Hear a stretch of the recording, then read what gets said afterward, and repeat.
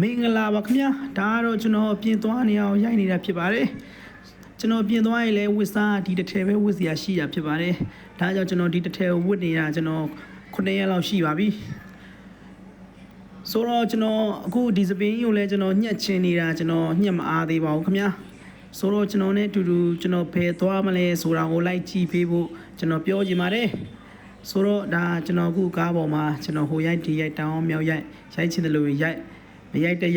ဒီနဲ့ကျွန်တော်ရိုက်ထားတာဖြစ်ပါတယ်ခုတော့သွားနေတဲ့ကားပေါ်မှာပြင်းနေမှာဆိုလို့ကျွန်တော်ရဲ့သရှင်အဟောင်းလေးတစ်ဖုံနဲ့ကျွန်တော်ဖွင့်ပြပြီးတော့ကျွန်တော်ခရီးဆက်ခြင်းပါတယ်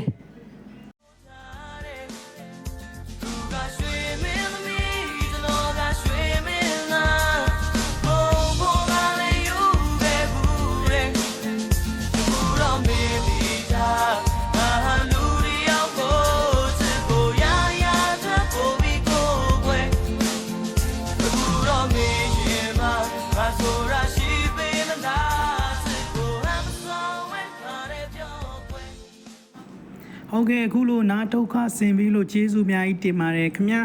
ကျွန်တော်တို့သွားမယ့်နေရာအခုဆိုရောက်ပါတော့မယ်ရှေ့မှာကျွန်တော်တို့ကိုကြီးကျွန်တော်အိုင်ဒေါ်ကြီးနဲ့ကျွန်တော်တွေ့ပါတယ်ဘယ်သူလဲဆိုတော့ကျွန်တော်အားလုံးနဲ့ကျွန်တော်မိတ်ဆက်ပေးခြင်းပါတယ်ခင်ဗျာကြည်လိုက်ကြပါဦးအခုကျွန်တော်ကိုကြီးနဲ့လမ်းမှာတွေ့တာပါဟာဒါကျွန်တော်ရဲ့အိုင်ဒေါ်ဖြစ်ပါတယ်အိုင်ဒေါ်ပရိသတ်တွေကိုကြည့်လိုက်ပါဦးခင်ဗျာအိုင်ဒေါ်လက်လေးပြလိုက်ပါဦးအိုင်ဒေါ်ရေအိုင်ဒေါ်ဖြစ်ပါတယ်ကျွန်တော်တို့အခုဆိုလို့ရှိရင်ဘာဆက်လောက်ကြမလဲဘာဆက်ဖြစ်ပါလဲဆိုတာကိုကြည့်ကြပါဦးအခုဆိုအိုင်ဒေါ်အိတ်ထဲမှာလက်ထဲမှာအိတ်အမဲလေးကင်ပြီးတော့ဘီယာလားအရက်လားမသိပါဘူးဒါကတော့ကျွန်တော်အိုင်ဒေါ်နေတဲ့လမ်းဖြစ်ပါတယ်ခင်ဗျာဒါကတော့သင်္ကန်းကျိုးမြို့နယ်မှာဖြစ်ပါတယ်သင်္ကန်းကျိုးမြို့နယ်မှာစတူဒီယိုရောက်ပါပြီခင်ဗျာစတူဒီယိုမှာကျွန်တော်အိုင်ဒေါ်လက်စွမ်းနေပြနေပါပြီ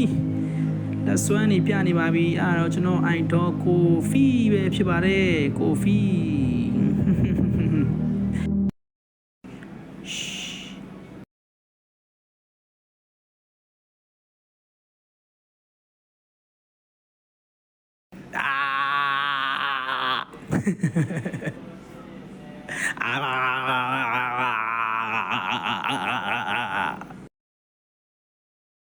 ဒါတော့ကျွန်တော်အိုက်ဒေါနဲ့ကျွန်တော်အိုက်ဒေါဒေါ်ရွှေစုနဲ့နှစ်ယောက်တချင်းတိုက်နေတာဖြစ်ပါတယ်ဒါကတော့ဒီနေ့ကျွန်တော်တို့